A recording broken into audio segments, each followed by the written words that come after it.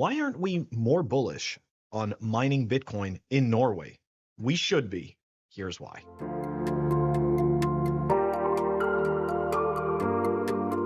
All right, guys, you're watching this clip. It's Monday, and you're wondering, where's the weekly episode? We didn't record one this weekend, unfortunately, but as you know, the signal never stops. So here we go. We've got a clip, and we are going to dive into some, I'd say, some fairly bullish developments. Anyways, here we go. All right, we're taking a look at an article that was actually published about 10 days ago.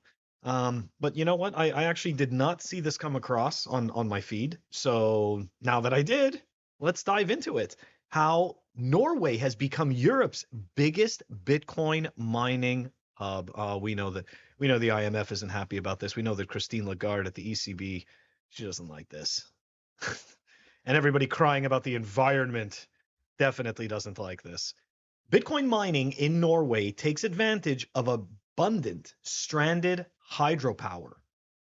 Hydropower accounts for 92% of the country's electricity, with 7% coming from wind. Bitcoin miners operate in the central and northern parts of the country due to more expensive energy in more populous south. Transmission constraints have made energy tariffs cheaper in the country's middle and north. So essentially, this is right. This goes again to Bitcoin's credit and to its argument.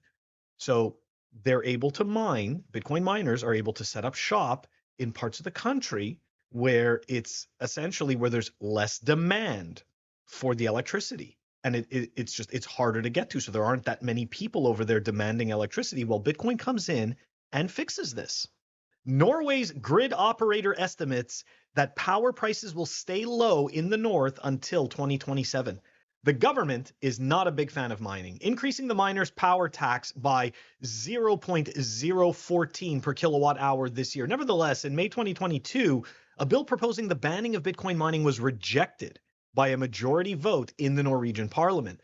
Norway is not a member state of the European Union. The EU's proposed markets and crypto assets regulations impose heavy restrictions on Bitcoin mining activities. Bitcoin miners likely have at least 5 good years left in a stable country with low power prices and excellent operating conditions. All right, we're going to move on to an older article, okay, which explains another piece to this, which I think is very important, extremely important to Bitcoin's story, right? I mean, it's not called the time chain for nothing.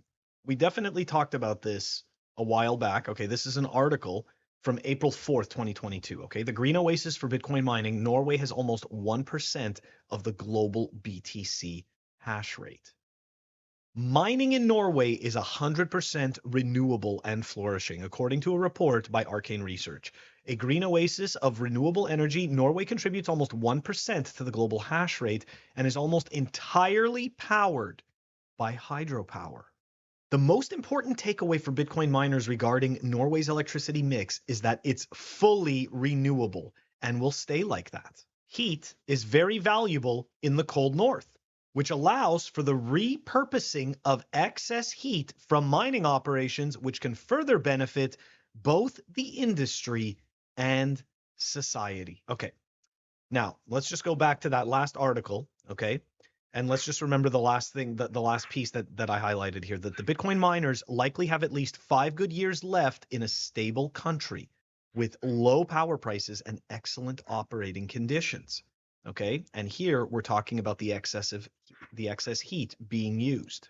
So something that is very important, and I think that this is just true for all of us as humans. So time can either work to our benefit or work to our detriment, right? If you take a look at something like the Bernie Madoff scheme, for example, well, in an extremely short amount of time, his business looked extremely successful. Over a very long period of time, it turned out to be a scam. Okay, so the reason why I'm bringing this up is because right now we have a lot of ESG proponents that either intentionally or maliciously or whatever it is, or maybe it's out of ignorance, it's incentives. I don't know. I don't care. But these ESG proponents pretend like Bitcoin is actually a terrible thing. But I believe, and it's not just me, many Bitcoiners I think believe this and probably can illustrate it better than I can. But I believe that over time, we are going to end up seeing obviously the true benefits of Bitcoin. But in our case, time is our ally. Time isn't working against Bitcoin. Time is working for Bitcoin.